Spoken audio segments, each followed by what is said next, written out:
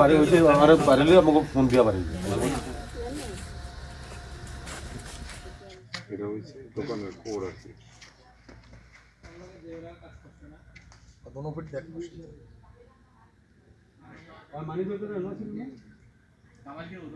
আমি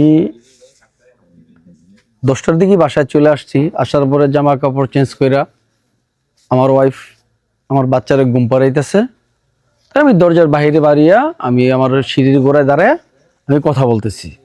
এমন সময় বিকট আওয়াজ হয়, বুমের আওয়াজ হয়। আওয়াজের সাথে আমি দম করে খাড়িয়ে থাকি। আমার স্ত্রী বাচ্চা চিৎকার, কি হয়েছে? আমি দৌড়ে বাসায় গেছি।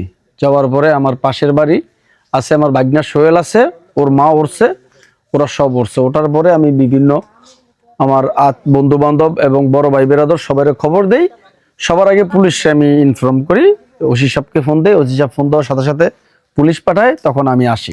মতলব উত্তর থানাধীন সিরা 5 ডিউটি করাকালীন সময় অফিসার ইনচার্জ মহোদয় আমাকে জানান যে 8 নং একলাসপুর ইউনিয়নের চেয়ারম্যান জনিকো মফিজুল ইসলাম মুন্না সাহেবের বাড়িতে কে বা কারা ককটেল জাতীয় কিছু মেরেছে। ঘটনার সত্যতা যাচাইয়ের জন্য আমাকে ঘটনাস্থলে পাঠায়। আমি ঘটনাস্থলে আসি, বাড়ির সব কিছু আঙ্গিনা সহ সব কিছু দেখি আমি ওখানে স্থানীয় লোকজন আরও গণ্যমান্য ব্যক্তিবর্গের উপস্থিতিতে একটি কাফনের কাপড়, একটি সিরকুট লেখে, একটি আগরবাতির ফ্যাক এবং একটি গোলাপ জল, আর ওই যে আপনার 2টা আতশবাজি জাতীয় এরকম 2টা ফেলে যায়।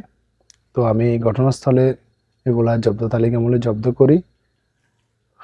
পরবর্তী আইনানুগ ব্যবস্থা প্রক্রিয়াধীন। আমরা ঘটনাস্থলে আসি, ঊর্ধ্বতন অফিসারদেরকে বিষয়টি অবহিত করা হয়েছে। স্যাররা আসবেন, ঘটনাস্থল পরিদর্শন করার পরে পরবর্তী ব্যবস্থা গ্রহণ করা হবে।